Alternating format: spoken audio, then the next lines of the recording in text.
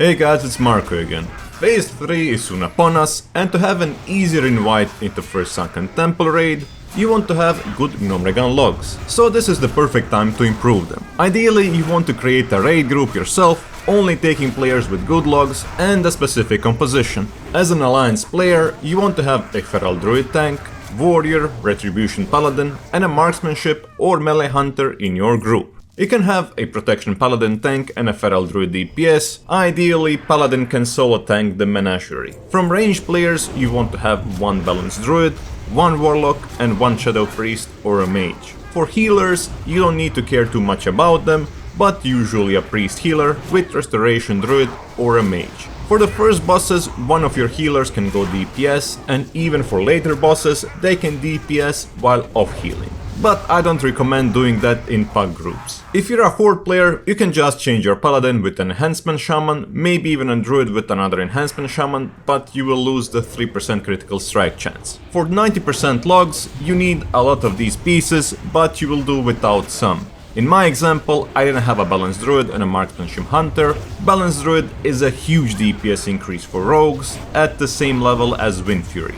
You also need to bring both world buffs and consumables: Elixir of Agility, Ogre Strength, Dragon Breath Chili, Solid Dynamite, and Goblin Landmine, or easy throw grenades if you aren't an engineer. You also need Thistle Tea, Shadow Oil for your Offhand, and if you want to go even further, Oil of Immolation. I haven't used Oil of Immolation or Goblin Landmines in this run, but it's a big damage increase, however it costs quite a bit of gold. You will need about 16 gold per Gnomeregan run for all these consumables if you exclude Oil of Immolation.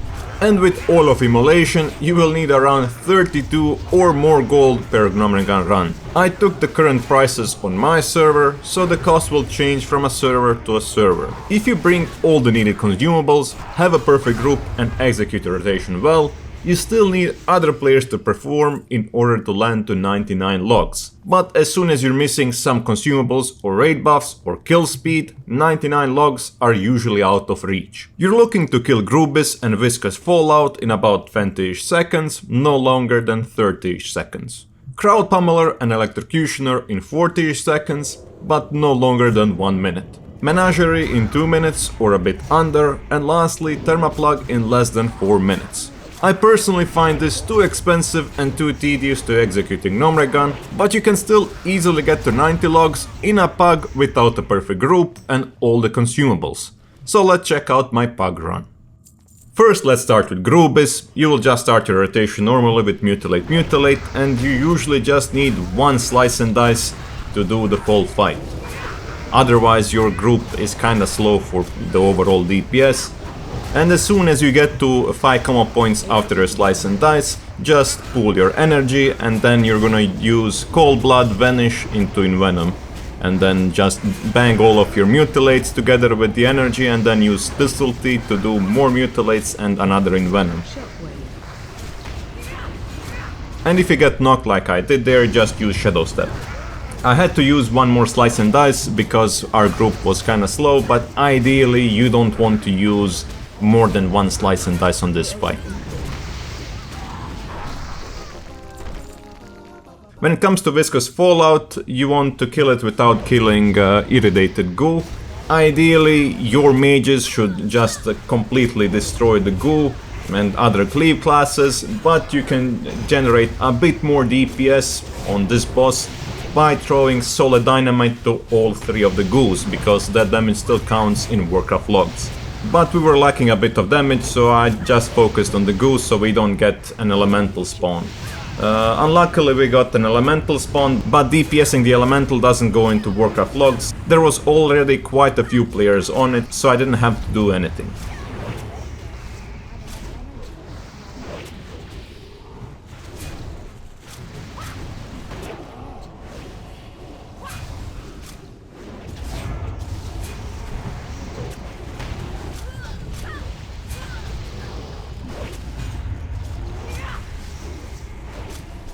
But overall you're just doing your rotation normally, and there it is.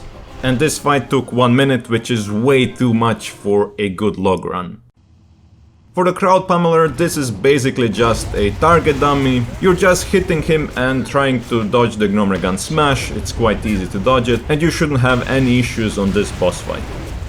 Just remember to keep your slice and dice uptime as much as you can, and in between casting slice and dice, use your envenom at 5 combo points, and that's pretty much it.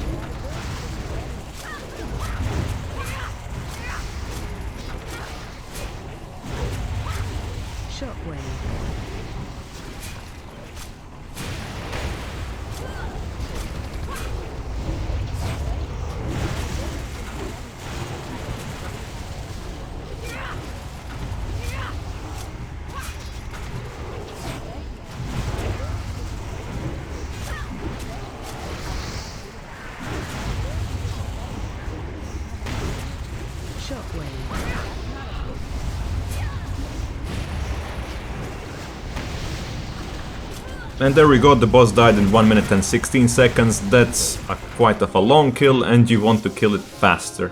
That's the most important part. For Electrocutioner, you just need to pray that you don't get the magnetic pulse. If you get the magnetic pulse, your DPS is going to suffer quite a bit, because you need to be away from the raid group.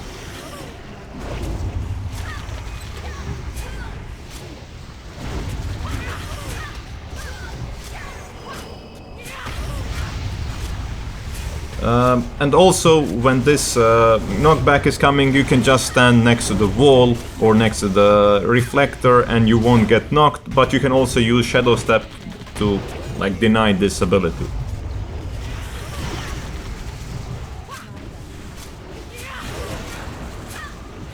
But again, this is a similar fight to Crowd Pummeler. It's just a solo target dummy and you're just DPSing it.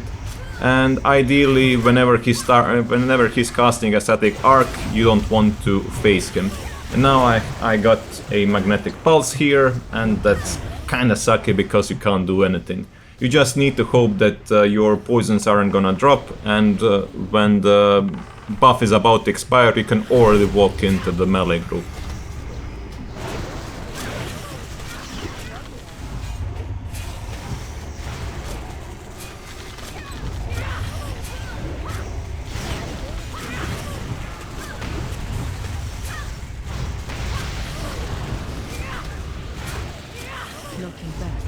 Now for this knockup I couldn't really get to the lantern or to the wall because the tank was having the magnetic pulse and I would just take unnecessary damage, so I'm just gonna use Shadow Step.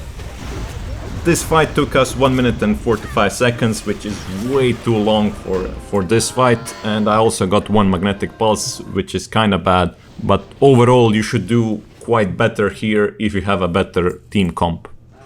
For Menagerie, you want to use as much solid dynamites as you can. Ideally, you're gonna hit your solid dynamite on 4 or 3 targets, 4 targets if the egg is down.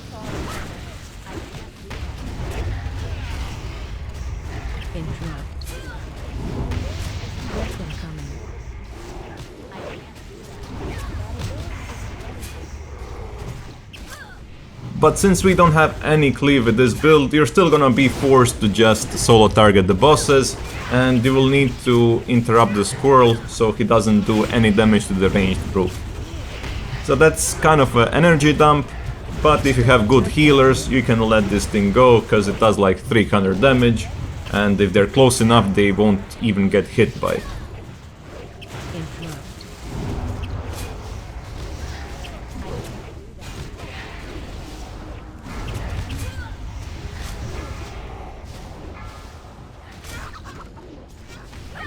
Ideally, you just want one tank solo tanking this fight, so you can cleave everything. I mean, we don't have any cleave, but other classes will cleave it.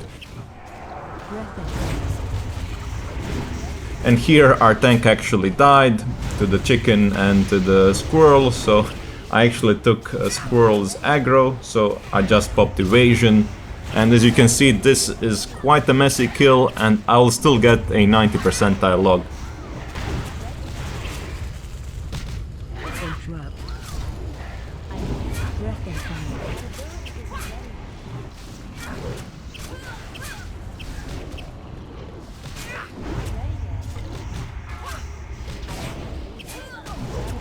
Stop attacking. Interrupt. Our restoration druid managed to combat res our tank. We only have one mage dead. Breath incoming.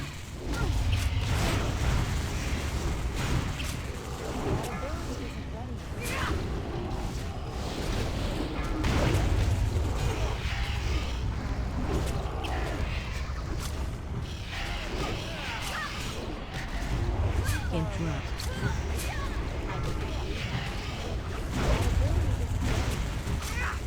We have another death, and at this moment I was really scared that I'm gonna lose my buffs.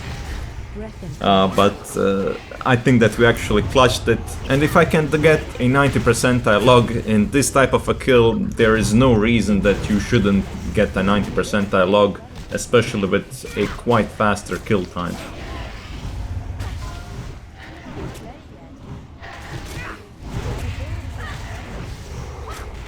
Breath incoming. Interrupt.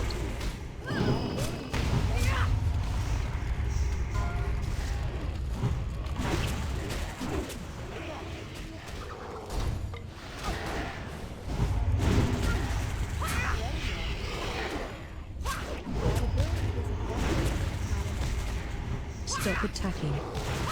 Breath incoming. I mean, the only mistake that I did here is that I should have used another one of my solid dynamites, but it is what it is.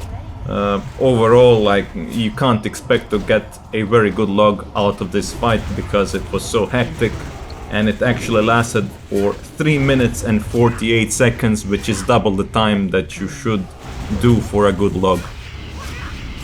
I mean, it's not double time, but it's almost double time of a good log run.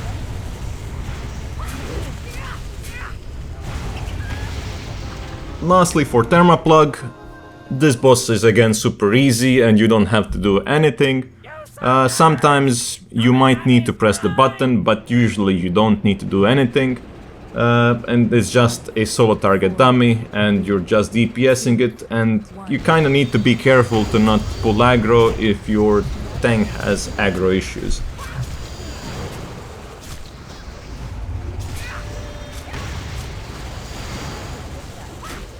So again, you're tackling this boss as a complete solo target boss, and there isn't really anything special in ways to like DPS it.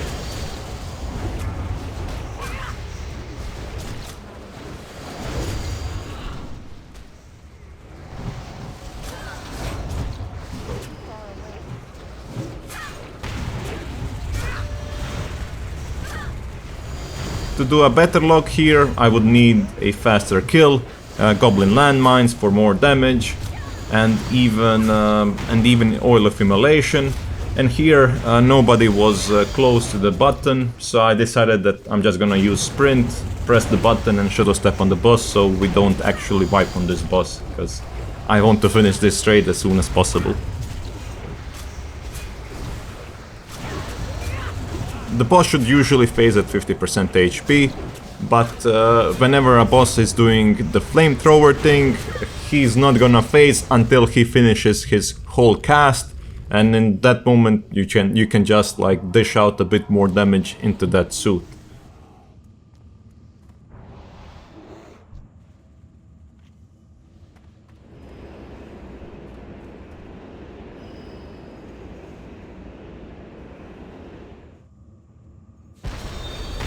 Second phase is even easier than the first phase, because you really don't need to do anything, you're just standing in one spot and you're not even... and the boss and the tank is not even kiting the boss, so you don't need to follow it to DPS it.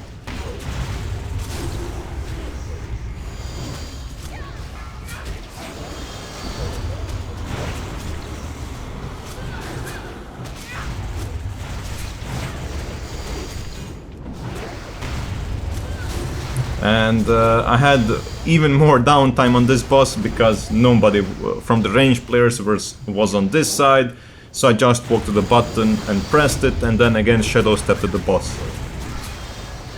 I lost a few seconds of uptime there, Not good for your logs, but yo, at least we didn't wipe.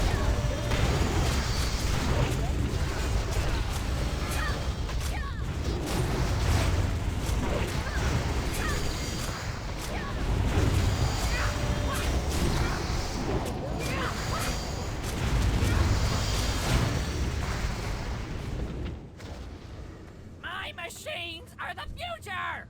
They'll destroy you all!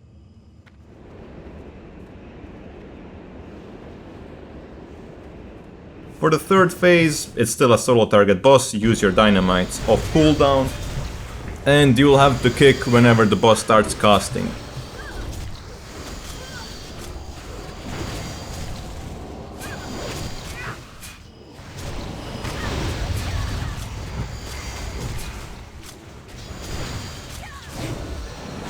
So that's gonna be a bit of an energy dump. Hopefully some other class can kick instead of you, but it's not a big deal if you have to spend some energy on a kick.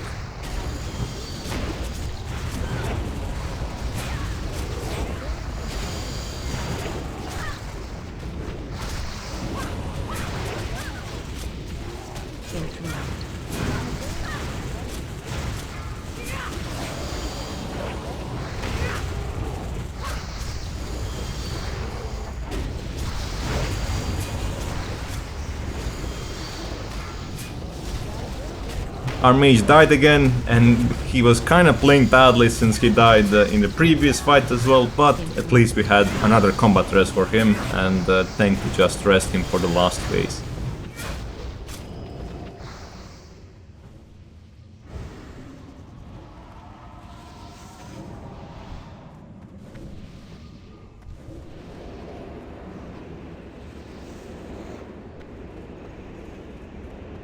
Explosions!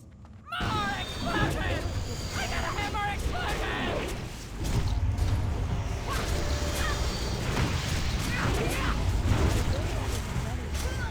For the last phase there isn't anything really special going on. I was hoping to get my second cooldowns with Vanish and Thistletea.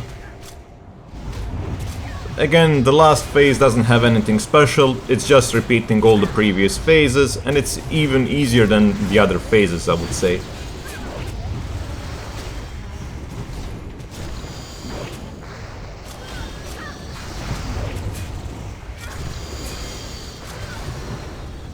Our fight took so long that I even had an ability to use my second cooldowns. Ideally, I would have saved my Cold Blood for the Vanish Cold Blood in Venom here, but I was hopeful that we were gonna kill the boss before 5-minute mark. And there we go, the boss is dead. I prepared my dynamite to assassinate the little gnome. And there we go, GG, I picked up a 97 percentile log for a 6-minute Thermaplugg kill, while I needed to press 2 buttons, so I'll definitely take that log. And that's it for the video, I hope that you get some nice logs, thank you for watching, and bye bye.